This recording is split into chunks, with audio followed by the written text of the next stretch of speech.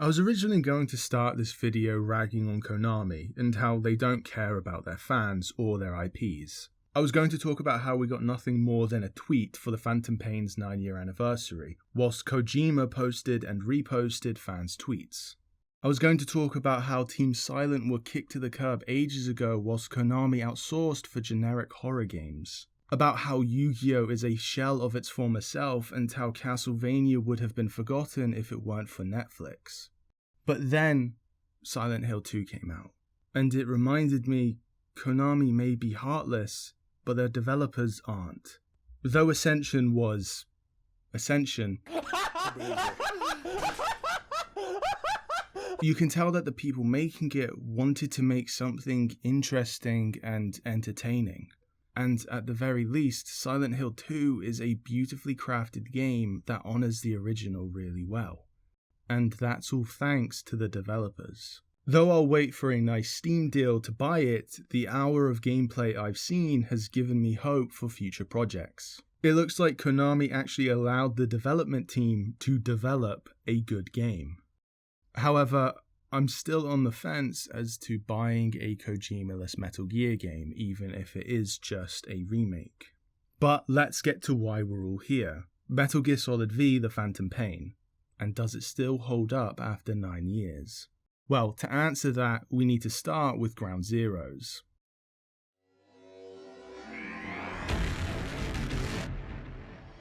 I feel it appropriate to talk about Ground Zeroes as not only is it related in story, but acted as a beta test and advertisement for what the Phantom Pain could and would become.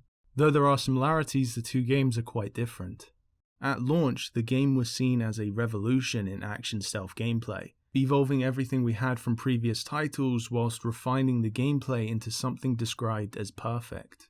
I remember there being some backlash at the time for the price due to the length. Though there are many hours of fun to be had, only one mission had any story significance, the rest being pseudo-reconstructions of unrelated events on the exact same map. With the context of the Phantom Pain, this is on some level genius storytelling. However, the price tag was still a bit scummy and the backlash was warranted. Since the only thing you get from owning Ground Zeroes is a few cosmetics, I can see why people feel cheated.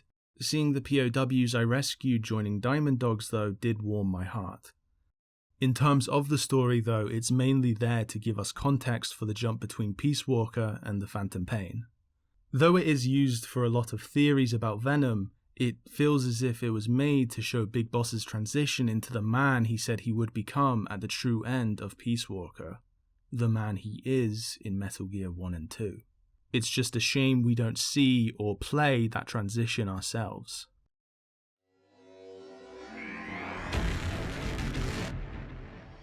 From a gameplay perspective though, we can all agree this game is incredible. As I said, it evolved everything we came to expect from Metal Gear and the stealth genre as a whole, even including its own adapted detective vision we see in the Arkham games, needing to focus on an enemy we've spotted ourselves instead of just telling us where they are. Interrogations and hold-ups were always in Metal Gear, but using them to help further the story or give the player information was definitely the way to go. The implementation of cassettes had the same feeling, being used in the main mission to help locate the missing paths. Sadly not used to their fullest in the Phantom Pain though. Most of them are used in the same way as in Peace Walker, mainly for more story context or as a quick break from the story. I really enjoy the variety of missions in Ground Zeroes as well. Even though your choices are run and gun or stealth, no two missions feel the same. It's almost as if we were being trained for something. Though Camp Omega is small, the individual areas are varied in hiding spots and visibility. Some feeling cramped, some feeling open, others with places to hide, and some without. It allows for a variety of routes and styles whilst keeping everything tense. No area in the Phantom Pain gave me the same feel as Camp Omega.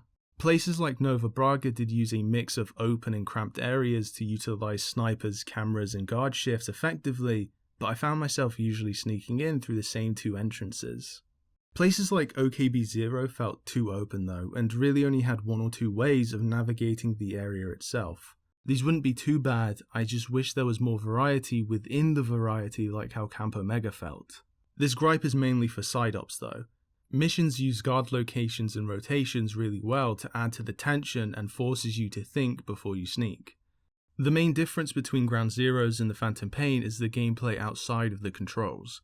In the Phantom Pain, you build yourself a huge arsenal, gain companions, and upgrade Venom and his tools. In Ground Zeroes, you are extremely limited. The perfected simplicity of gameplay mixed with the limitation of tools sets this game apart from any other stealth game ever made. This makes your movements feel more vital, your quick thinking needing to be quicker, and your ammunition extremely precious.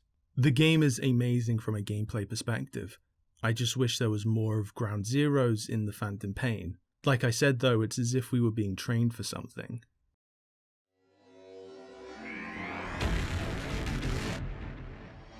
The general consensus among fans is that the Phantom Pain feels unfinished. Though that may be true about the story, the gameplay is perfect. Many people still play this game and look for related content, proven by my video getting over 10k views in 10 days. Holy shit. Seriously, thank you so much. I don't know what to say. You could compare this game to titles like The Last of Us or The Witcher 3, but nothing from the time or before felt like the Phantom Pain. It stands on its own even to this day. The base gameplay has been established since Metal Gear, being able to neutralize enemies with a variety of lethal and non-lethal tactics, going in stealth or guns a-blazing, figuring out what to do as you go or scouting areas out and analyzing movements and patterns. V is simply the pinnacle of what Kojima wanted out of these games, taking everything from Ground Zeroes and adding it to the style of Peace Walker, Fulton extractions, upgrading Mother Base and expanding your arsenal. There's also the addition of materials gathering and making the camo system more interactable for the player, needing to use visuals and pre-planning to figure out what camouflage is best for each mission instead of just a percentage bar. The only way I can think of you could evolve V is by adapting previous environmental storytelling and interactions, either like what I said with the cassette tapes from Ground Zeroes or how you would help the gorillas in the first level of 4.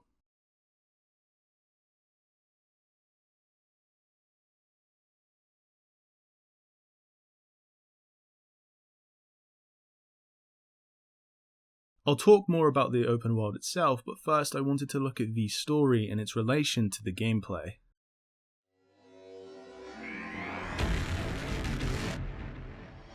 I think the early game is where the Phantom Pain feels at its closest to Ground Zeroes. You lack knowledge of your surroundings, have a limited arsenal, and have barely any idea of what to do, but have the freedom to go about it however you wish.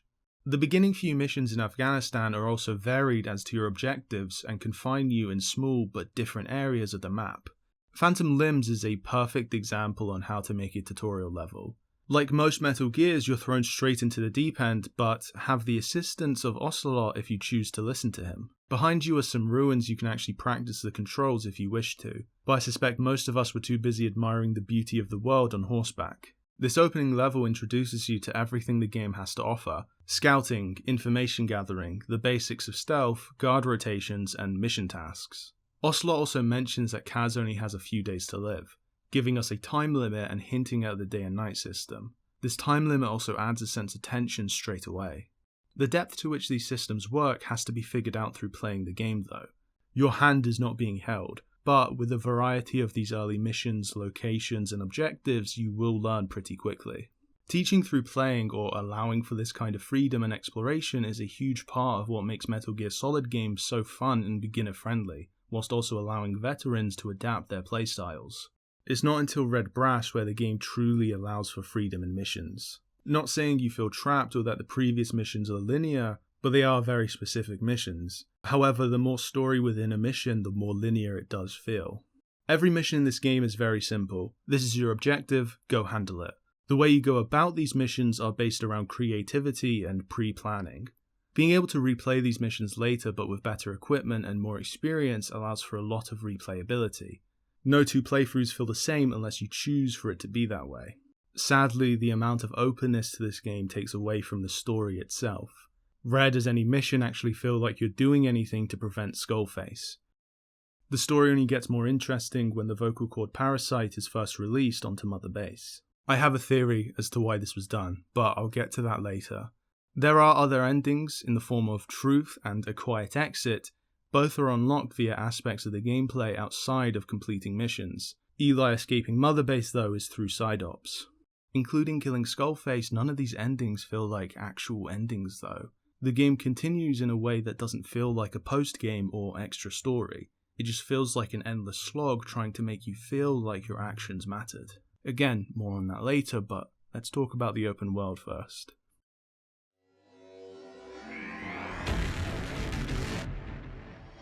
The style of open world games has been done many times now. When the Phantom Pain first released, it wasn't anything new either.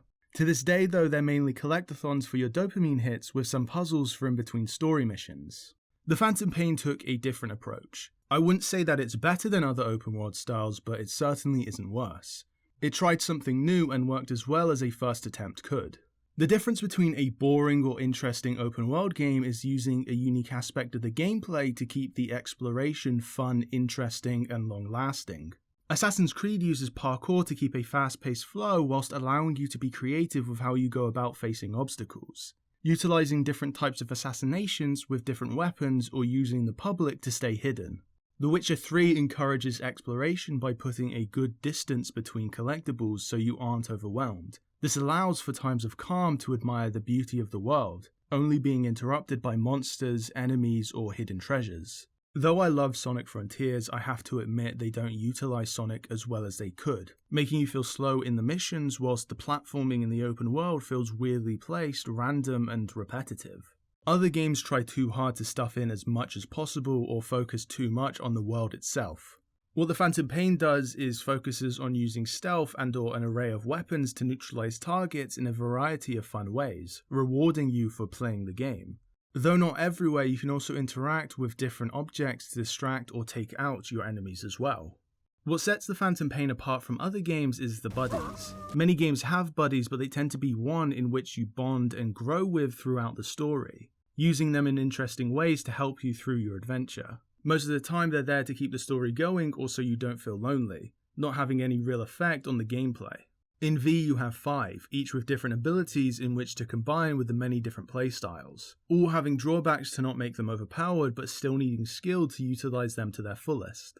Quiet and D-Dog can help scout out areas or neutralize targets either as individuals or together with Venom. D-Walker and D-Horse are for trekking long distances. D-Horse can help you escape in a pinch or to distract enemies, whilst D-Walker, like Quiet, can be used in combat. P-Quad is mainly for combat, either to help eliminate heavy artillery or hordes of soldiers. P-Quad and D-Walker can also be customized for slightly different scenarios. D-Dog, Quiet, and D-Horse need to be bonded with to develop their items, a reward for using them. I won't say which one is best as they're all used for different scenarios, but take a look at this. It has arrived. The map has been updated. Good dog. Using free roam, you can not only practice your own playstyle, but the playstyles with your buddies, only adding to the enjoyment and replayability of the Phantom Pain. Side ops also allow you to practice in scenarios that are smaller but more varied than the main missions.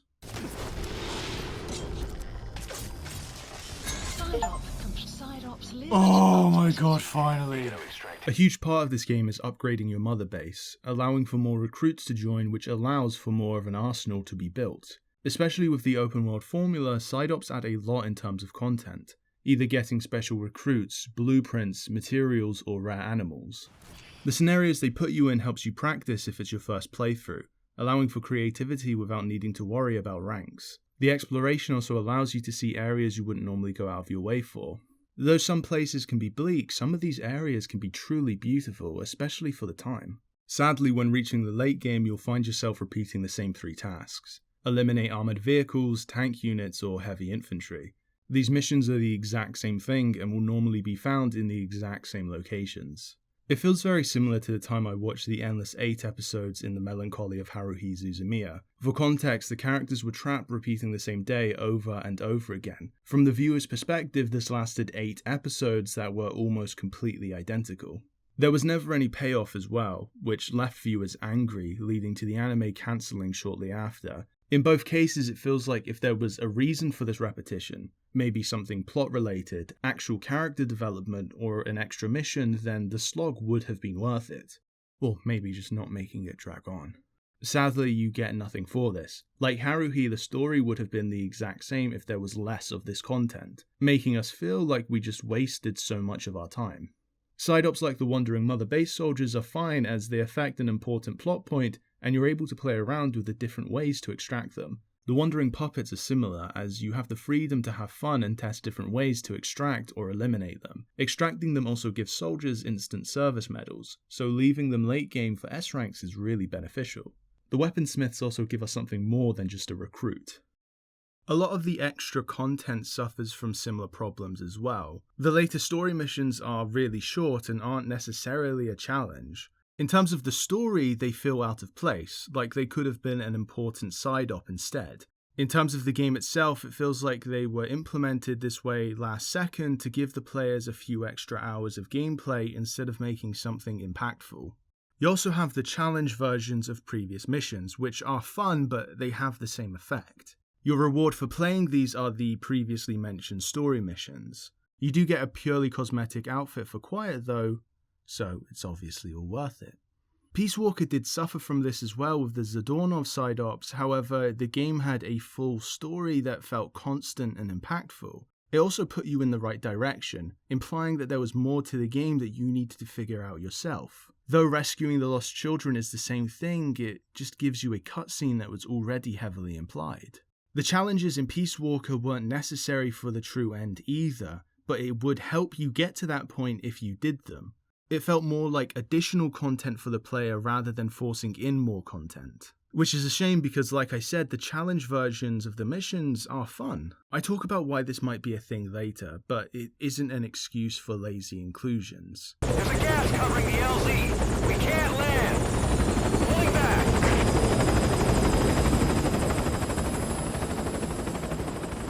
Gas.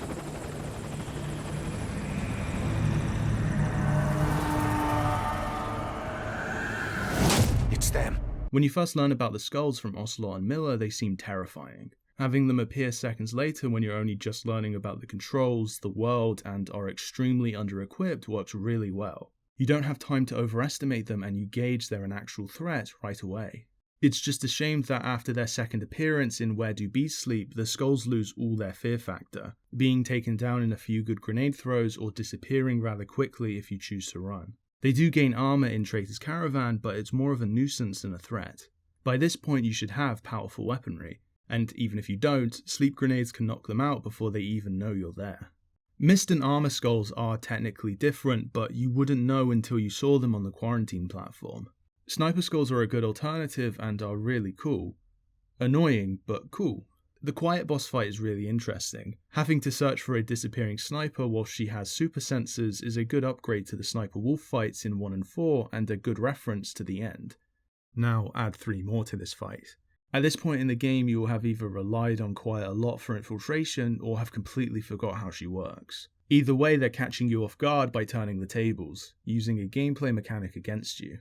I just wish the skulls were used in more interesting ways and not just optional boss fights. Other than the final encounter, you can just sneak past them each time. They also have no character when the fear factor is taken away. I wish they either had personalities like the Cobra unit or Foxhound or were just used more frequently. Maybe randomly showing up in the overworld, forcing you to adapt with current equipment to fight or escape.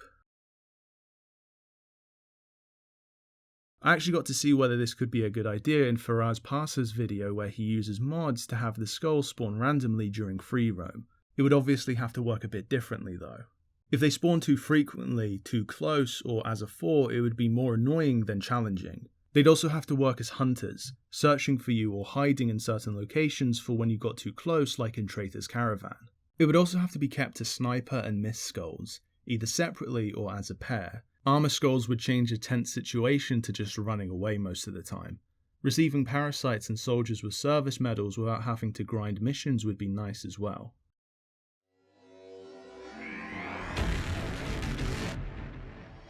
I mentioned in my previous video the parallel between Venom and Raiden and how V feels like a reimagining of Peace Walker. Thinking about it, it seems as if the Phantom wasn't just a way to keep Big Boss safe, but as a prototype for what Raiden was to become. Completely replicating events Snake has been through as a way to create an army of super soldiers. If not a prototype, what Venom goes through between V and Metal Gear definitely became Cypher's inspiration. The first instance of this idea is when Miller and Snake talk about how this new mother base will be exactly like the original, only better. It would be difficult to enhance oil rigs for military defense, but there isn't much of a difference between the two bases. Sahelanthropus is Huey's ultimate evolution to Zeke. His head and crouch mode look identical to what Rex would become, and initially was intended to use the same AI pods as Peace Walker. We also recruit Huey at the same time as our first real encounter with the Metal Gear. Pupa and Chrysalis are also based on models from previous games, similar to how Sahelanthropus is to Zeke. The Battle Gear also works as a downgraded version of Zeke within the combat deployments, which also feels like a downgraded version of what is in Peace Walker. This was probably done to make the implementation smoother for all the online aspects though. Speaking of the online aspects, I don't like them. If your internet is down or the servers aren't working, your mother base is extremely restricted in its levels. This has never been much of a problem, but what happens when Konami decides they need the servers for something else? I've honestly never played Metal Gear Online, and the FOB missions seemed cool, but they get kind of repetitive. They also seem full of cheaters based on my YouTube recommendations. You receive Fake Paz diary entries after rescuing Mother Base soldiers who just so happen to be wandering Afghanistan and Africa for 9 years. These diary entries retell the same stories as the real ones we get after the true end of Peace Walker, telling us about the days leading up to Peace Day. However, the tapes in V tell us the stories from the made-up Paz's perspective, as they aren't real.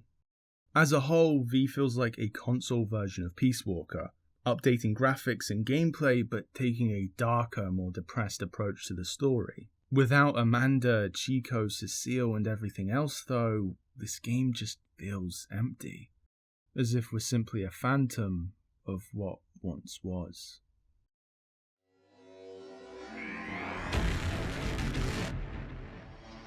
In terms of the story, the Phantom Pain feels empty. Killing Skullface doesn't do anything as XOF still operates under the Patriots. We know this from previous titles, but also from the game itself. The post-game doesn't feel like a post-game at all. It feels like we're back at square one. Nothing we did changed anything. Nothing we did bettered the world. Nothing we did mattered. And that's the point. Nothing Venom does matters. I've mentioned before about time paradoxes, and how we create them by killing off important characters before they're meant to die. However, any character introduced in V doesn't get this treatment. In Ground Zeroes, dying in the main mission causes one, but the sub-stories don't, as they aren't real. Killing off Ishmael in the hospital missions will, but Venom dying throughout the entire game doesn't. In Snake Eater, if the player stays on the Snake is Dead screen long enough, it slowly turns into a time paradox. This further proves my theory about Ishmael, but also shows that time paradoxes are important to these games' plots. Quiet can't die outside of her boss fight, and even then it's a choice for the player. The only downside to killing her is not getting 100%. Both Quiet and Code Talker have a huge effect on the events of V.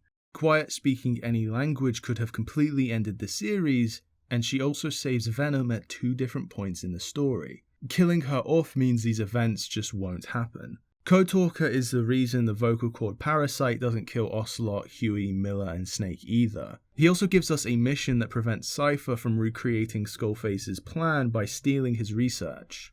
These 3 characters are the reason that so many events are set in motion, yet they aren't seen as important. You could say it's because they were introduced in this game, but Sokolov and Eva get the time paradox treatment and they were introduced in Snake Eater. If Skullface never existed, V would never have happened, and yet the story of Metal Gear would have played out identically. The only thing that would have needed to happen is Venom kicking Huey off of Mother Base so Otocon's life would have led him to Liquid. But even then, if it wasn't Skullface that helped Huey betray Big Boss, it would have just been someone else. Any event connecting this game to others can just be written differently. In every other Metal Gear game, the events we go through directly affect the events in other games. Nothing that happens in the Phantom Pain means anything, and that's the point, as Venom is simply a pawn. His entire life is taken away from him, physically, mentally, and spiritually. Becoming Big Boss in appearance through plastic surgery, mentally through Ocelot's hypnosis, and spiritually through propaganda. Survived. You know what they all aspire to? To one day go nuclear, just like you did, and stand up to Cypher. Of all the stupid things you could do. Yes, the medic was a top soldier, but stats in the game show that there are better.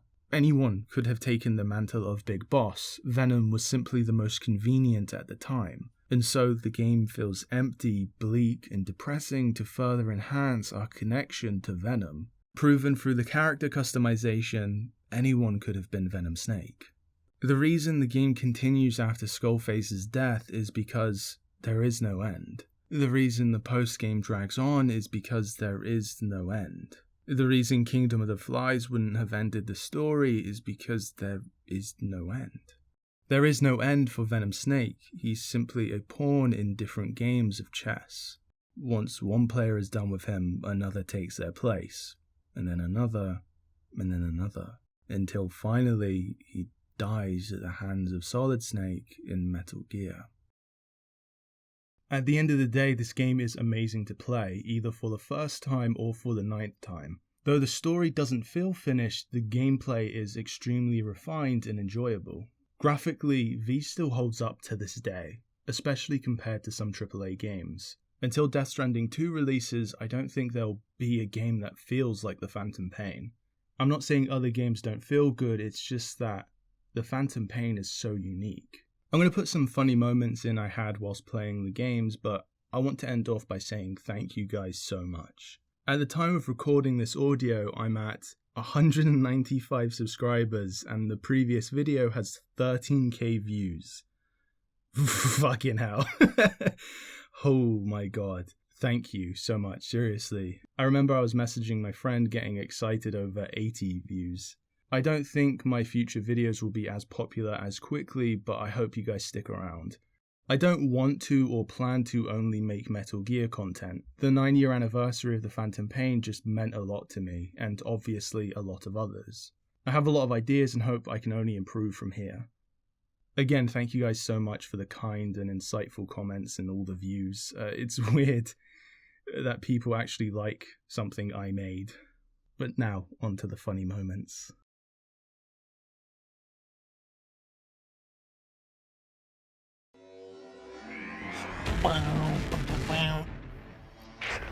Boss, the mission objective is to eliminate 2 U.S. Marines officials.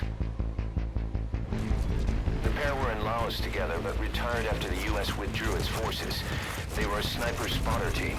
In country, they were known as Glaz and Palitz, the eye and the finger. I've sent via... The map has been updated. Boss, what happened?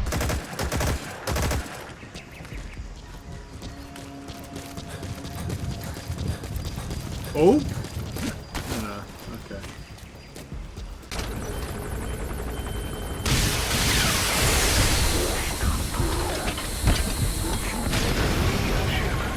Stay low and crawl along the ground. That should enable you to sneak past enemies. Just gonna make sure it's nowhere near me. No!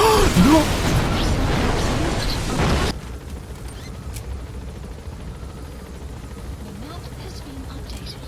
Yes, okay. Where's the silencer?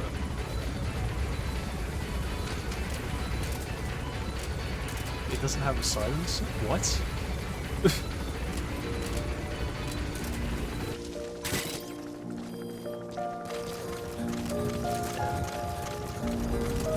Enemy presence detected. Analysis complete. Analysis complete.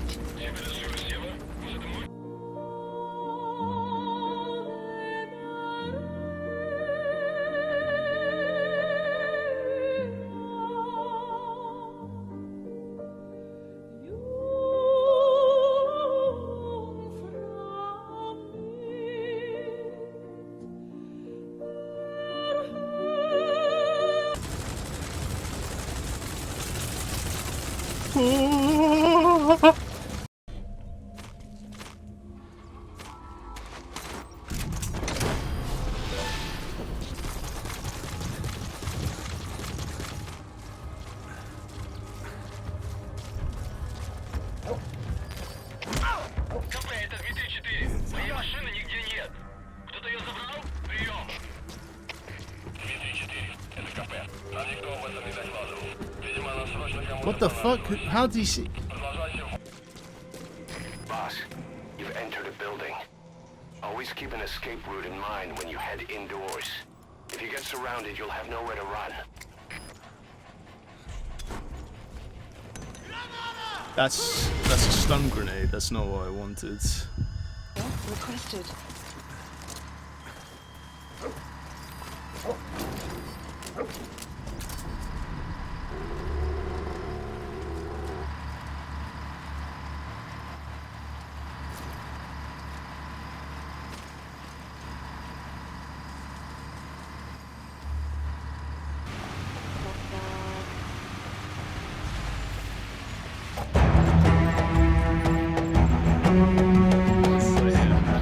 That's me and the boys playing Halo. Analysis complete.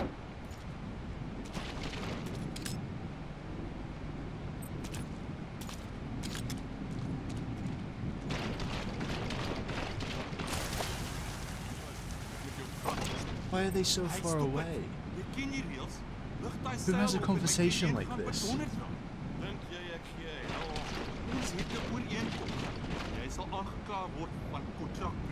Sê vir jou baas en die rekening stuur. Wat 'n hel man. Daar's 'n aansteeklike siekte om hier by. Clouds approaching.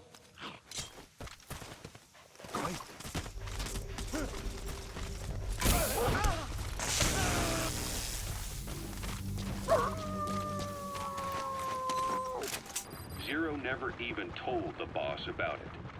Nor the CIA, naturally.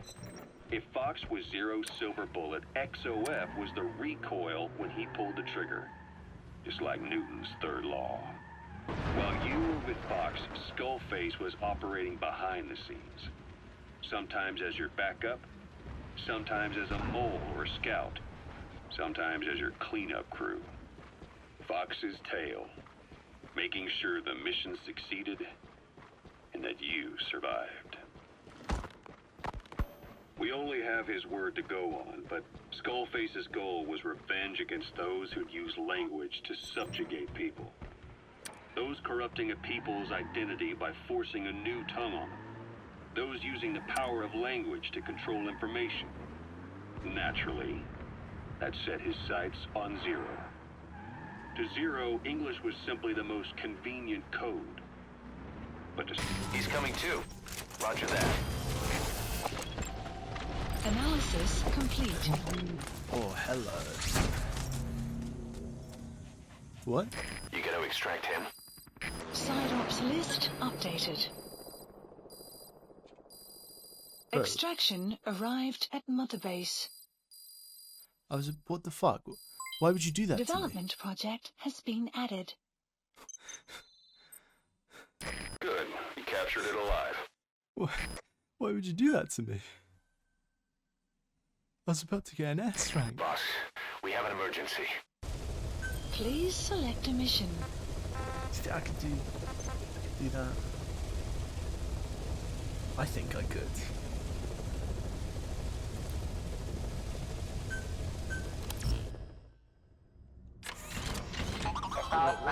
Let's give it a shot. Deploying. Fuck it. What's the worst that could happen? You know? I lose. Oh. Wish I had that mentality of women.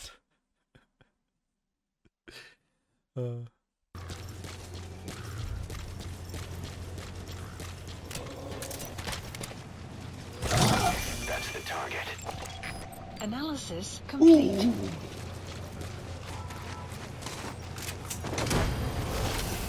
He's coming too. Roger that. Oh my god. Analysis complete. Oh You my gonna extract god. him? Analysis complete. The greatest day of my life.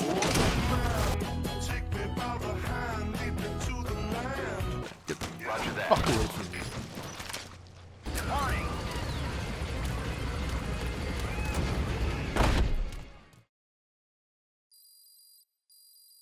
Extraction arrived at Mother Base. Excuse me.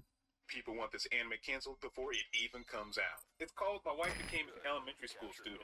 What? Yeah, that title is kind of wild, but it can't be what we think it is, right? Right now, my wife is an elementary school girl. Let's go on a date. Wait, there's a live action series? Oh, hell no. Oh, That's a marsh mongoose. there we go. Mongoose are widely known as snake eaters.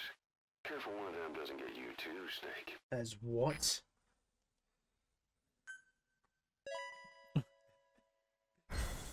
So what? Why would we accept a troublemaker under your skills? Why would you put, like, be real though? Like, oh, I want to join a private force. All right. What skills have you got for us? You know, like, you know, I'm decent with a gun. Oh, that's good. That's good. That's good. Yeah, I have some medical training. Oh, that's good. That's good. Do you have any experience in the field? Yeah, I got experience in the field. Bro. Anything else you'd like to add? Just, you know, it seems all good. We'd love to have you. Yeah, I like to fight. I like to beat the shit out of friendly people, like my friends. I like to beat the shit out of them. Oh. Huh? Why would Oslo fucking accept that?